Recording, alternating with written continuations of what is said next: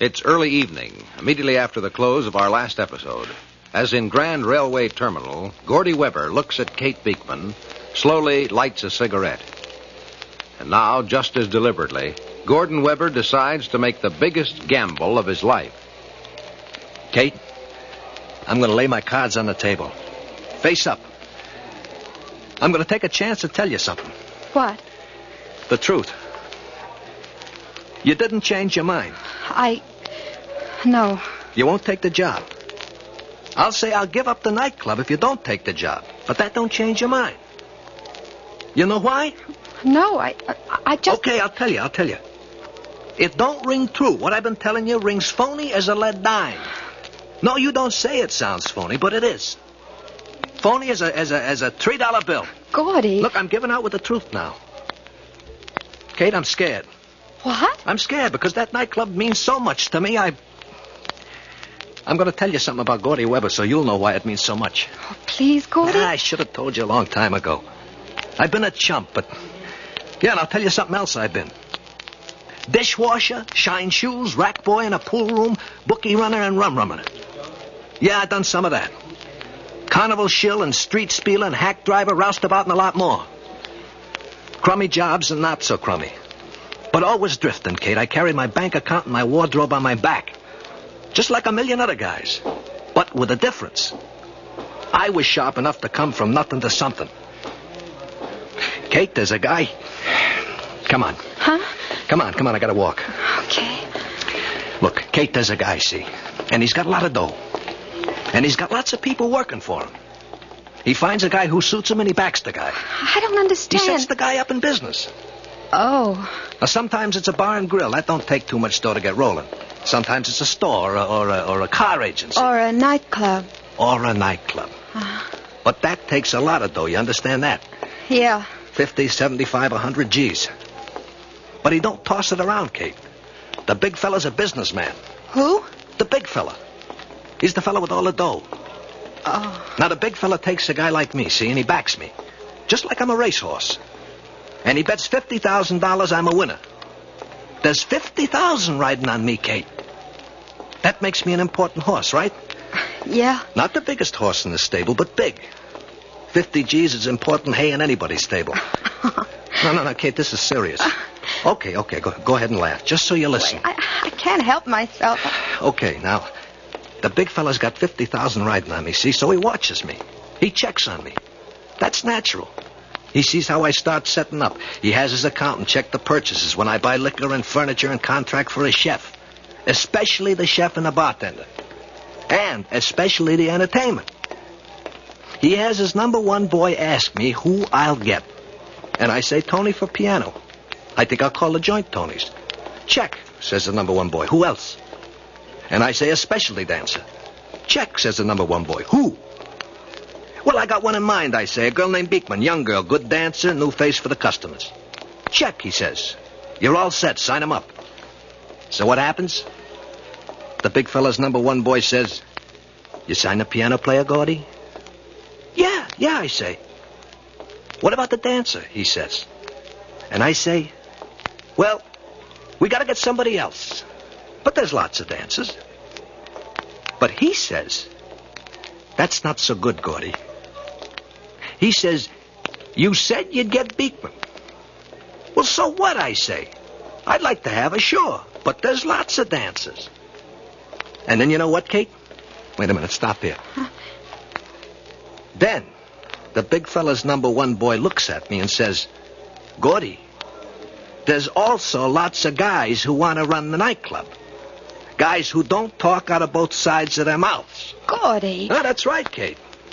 That's how he operates. Details are important. But they wouldn't take the club away from you just because wouldn't they?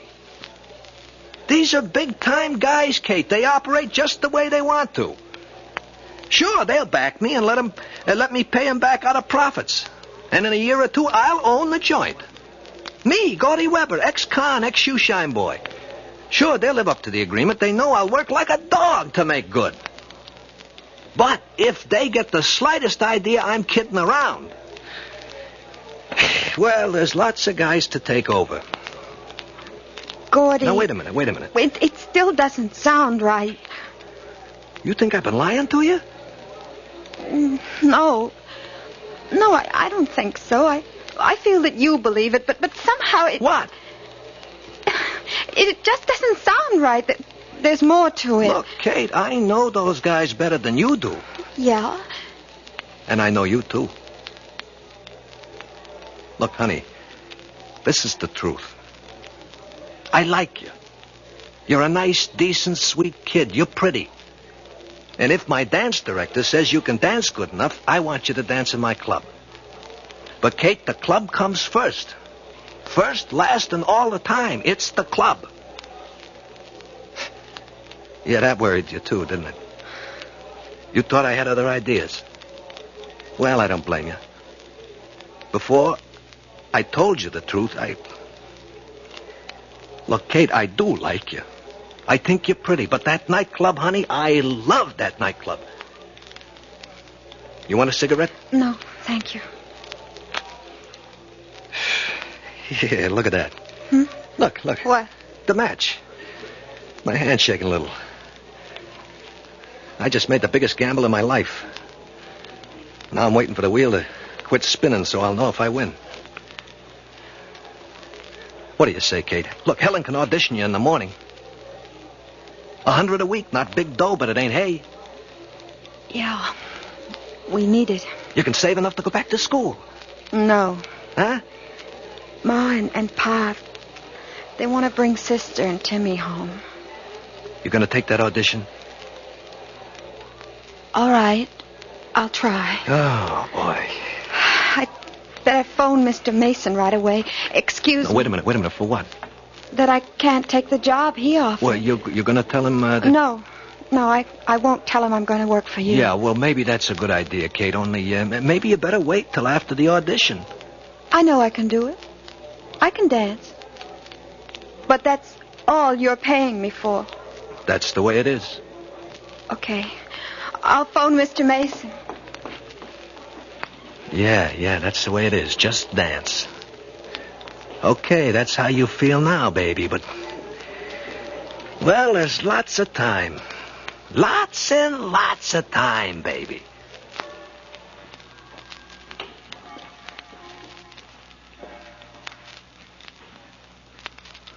Meanwhile, in Della Street's apartment... What are you doing, Della? You getting hungry? Oh, I'm drooling. I've almost finished the mushroom sauce. Well, you're starving me to death. Oh, go read the paper. Oh, I have read the paper. Now I want to eat. Well, the rolls are almost ready. I'm glad to hear... Well, Miss Street, your phone is ringing. I've got my hands in this. Answer it for me, will you, Perry? Hmm? Or are you too weak from hunger? Oh, you think so, huh? Perry, will you go answer the phone?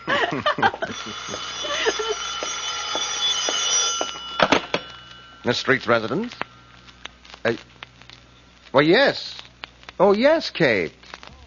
No, not at all. What? Oh, I see. Mm-hmm. Oh, well, you know that you're entirely welcome. Yes, of course. Well, best of luck, Kate. Who is it, Perry? Perry? Oh, it was for me. It was Kate Beekman. Oh, was it? Yes, my number didn't answer, so she called. She's not going to work in the office. Oh? Why? Oh, she has another job. Dancing. Oh, well, if that's what she wants, I don't think it is. But then why? Money? I guess. Of course, we could pay more than standard rates, but she wouldn't take it. She'd know.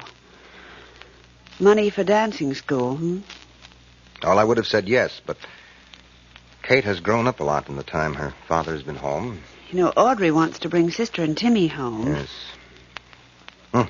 Well, I'm still hungry, Della. Oh, me too. Coming right up, sir.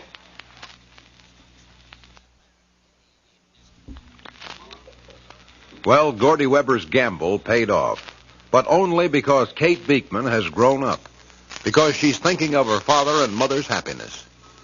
As you can guess, there'll be important and exciting developments in the immediate future. So, by all means, join us on Monday, won't you?